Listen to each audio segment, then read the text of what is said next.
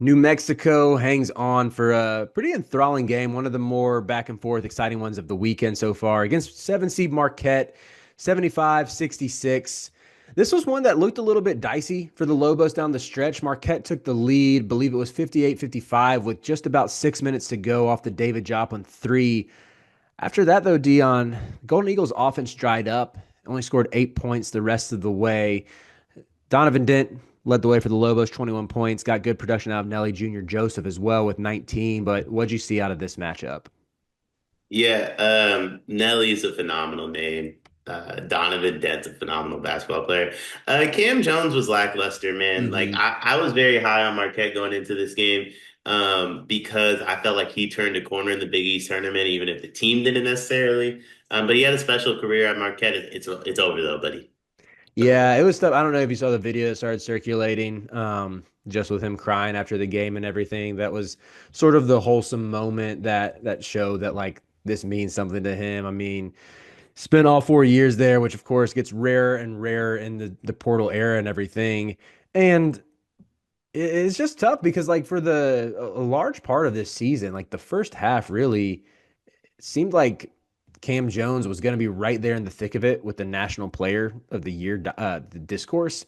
And I get that eventually, like both Broom and Flag separated themselves from everybody, but and he sort of had these ups and downs of the season. But you even hit the nail on the head going into this one. It seemed like he had refound something over his past 5 games going into this one, like over the month of March. Was averaging 23.6 points per game, 5.6 assists.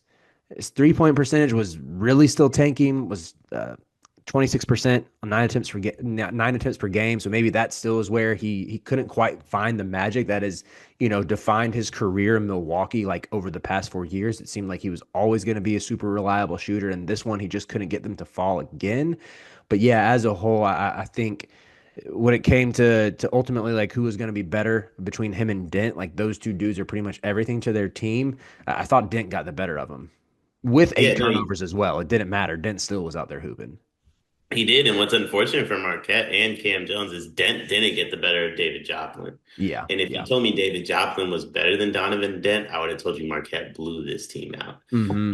But New Mexico had a lot of horses. They had a lot of people that they could. They played very physical defense.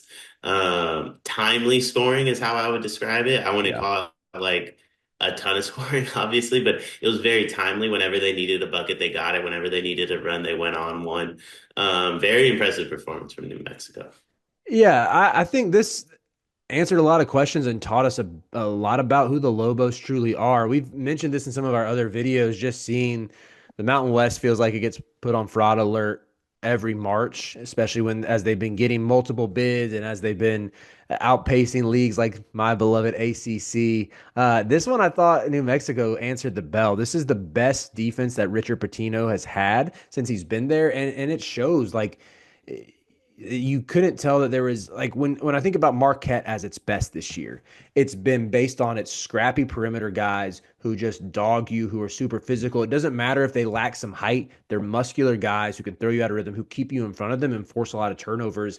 I thought that was basically what the Lobos did, and they did it better. I mean, in part because they have Nelly Jr. Joseph in the middle, who's at least a rim to turn, even if didn't block a single shot this game, didn't really matter.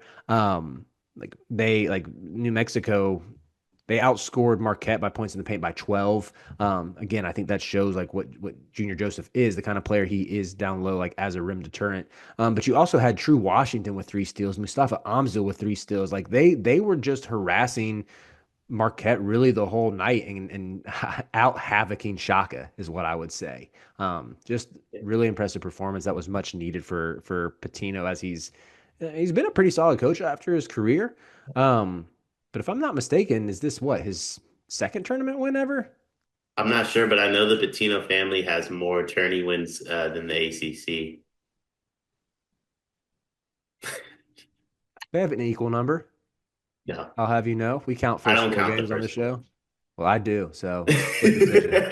It's a push. Are you? It's a push. Pushing OJ. Never forget. Um, but yeah, it is the second tournament win of Richard Pitino's career, and I mean, it's just got to be something that, like, as a New Mexico fan, you got to be kind of in euphoria right now because you get past this. I mean, you match up with a Michigan State team that, as we speak, is in a dogfight with Bryant. Yeah, yeah. I mean, listen, They got to be licking their chops a little bit, no pun intended, as a Lobo. But um, yeah, this could break out pretty nicely for them. yeah, no, I mean, I told you this when we got on here. I bet Bryant plus 10.5 first half. I thought there's a lot of reasons why they would get off to a strong start against Michigan State. I think that was travel. I got the game on to my left, but that I think New Mexico has a lot of the same similarities Bryant does. Hmm. That's a positive and a negative, by the way, because Michigan State is going to run away with this game at some point.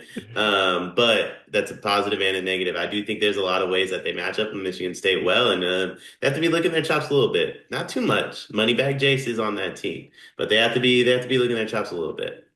So what do you think with like seeing the way that New Mexico played defense tonight, with seeing Nelly Jr. Joseph turn in this huge game on the biggest stage, with even seeing them survive like an absolute outburst from Joplin. And Joplin's a really good player. Like I think he's had multiple nights like this on the season where he just erupts. He's like that prototypical stretch four. Even calling him a stretch four, I think of him as like more perimeter oriented than what you typically think of when you hear a four. You know, he attempted way more threes on the year than twos, but yeah, he's had a tendency to have nights like this where he can go off for 20, 25 points. And I mean, tonight, if I'm not mistaken, it was second most he's hit all season. Excuse me, third most after scored 29 against Georgia way back in November and scored 30 against DePaul in early February, I believe. Excuse me, mid-January. Mixed up my dates for a second.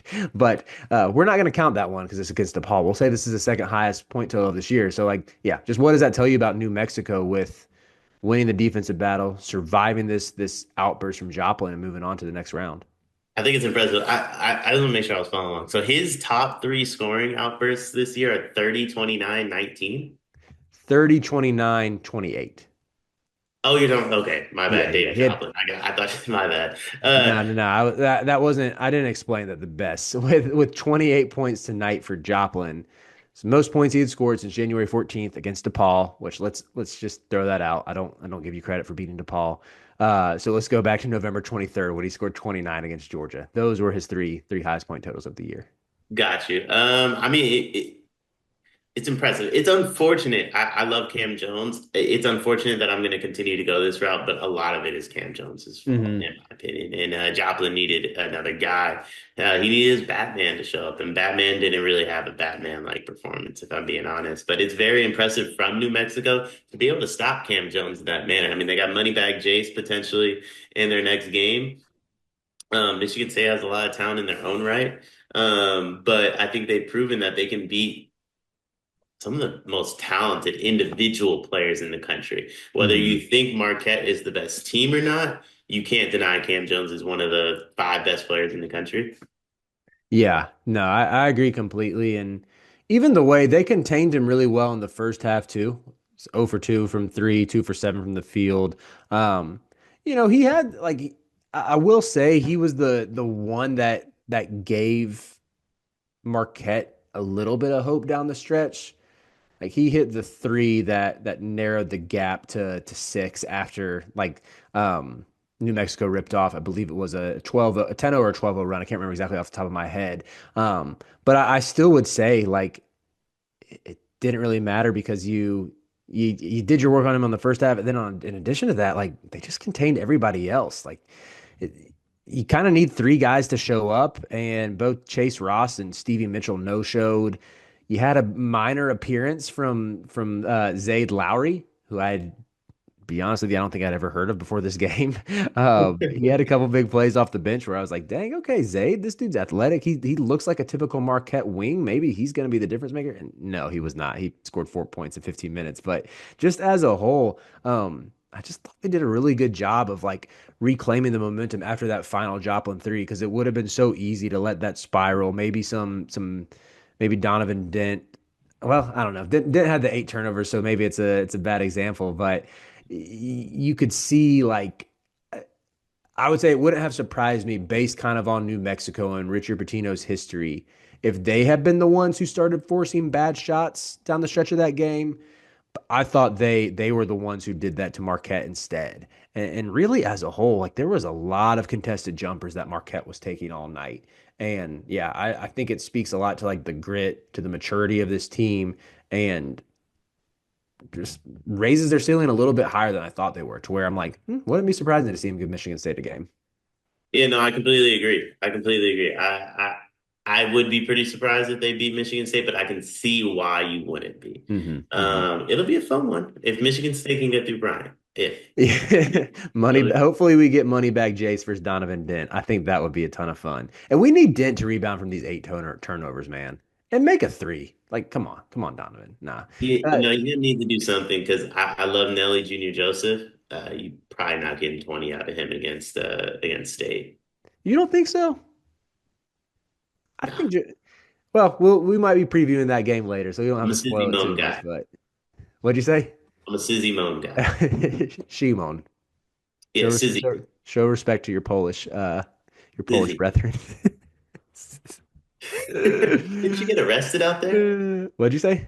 Didn't you get arrested out there? No, that was in Czech Republic. Oh, my bad. Or else.